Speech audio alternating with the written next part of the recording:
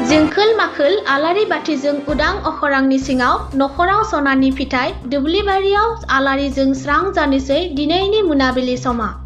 साखाबारासै साफ्रोमबो बरायनो माइनाव काति फोरबो। फोथायनाय दिनैनि साननि मोनाबिलियाव आलारिजों माइनाव बरायगोन गोरलै महरै नुजाफैगोन अखानायसि समाव दुब्लिबारियाव। गोदो गोदायनिफ्राय फोथायबोनाय फालिबोनाय बर' हारिनि एंगारहायै मोनसे फोरबो काति माइनाव बरायनाय फोरबोआ।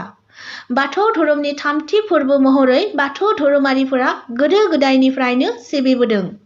निउज 24 बड'लेण्डनिफ्रायबो सिबिनाय जों बयनिसिमबो गोजोन बावहरबाय। माइनाव काति फोरबो बरायना।